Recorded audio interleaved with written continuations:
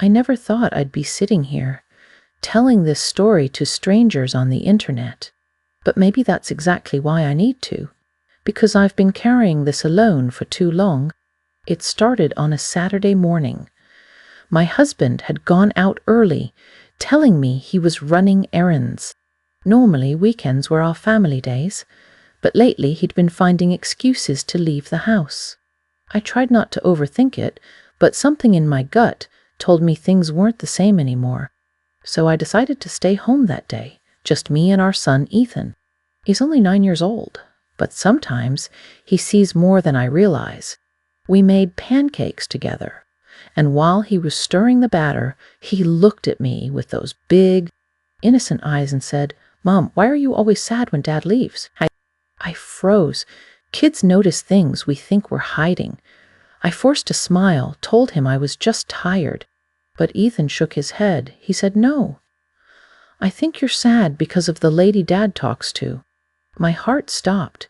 I remember setting the whisk down on the counter, my hands trembling. "What lady?" I asked him, trying to keep my voice steady. He shrugged like it was the most normal thing in the world. "The lady from Dad's phone? He calls her a lot when you're not around. One time he even picked me up from school, and she was in the car. He told me not to tell you." My knees almost gave out right there in the kitchen. My 9-year-old, keeping secrets from me because my husband asked him to. That's when the betrayal cut the deepest.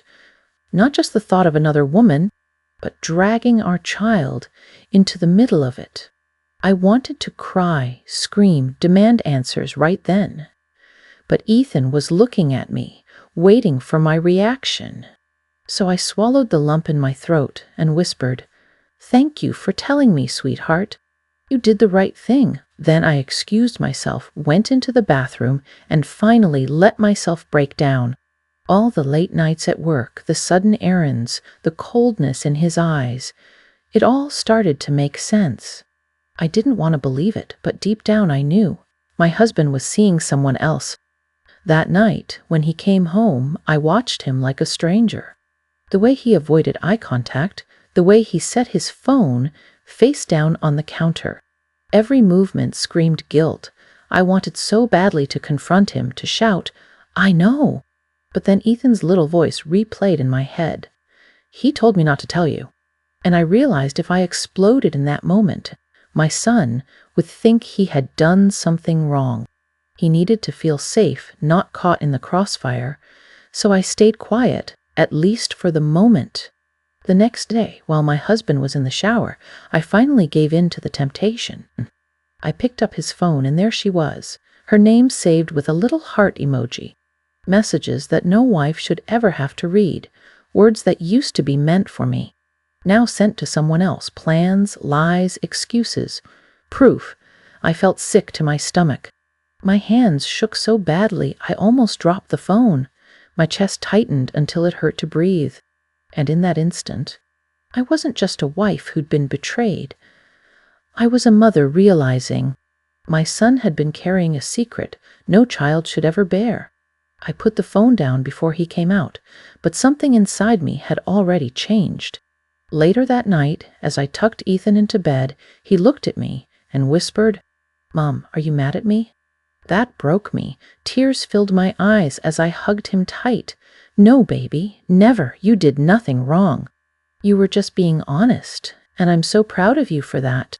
He hugged me back and whispered, "I just want you to be happy again." Those words, they hit harder than anything, because it wasn't just about me anymore. My son deserved a home filled with love, not secrets and lies. So the next morning, I sat my husband down. I told him what Ethan had said. I told him I had seen the messages. And for the first time in our marriage, I saw the mask slip. He didn't even try to deny it. He just sat there, silent with shame written all over his face. And in that silence, I realized something. I didn't need an explanation. I didn't need apologies that would only come too late. What I needed was peace. The betrayal hurt, yes. It shattered me.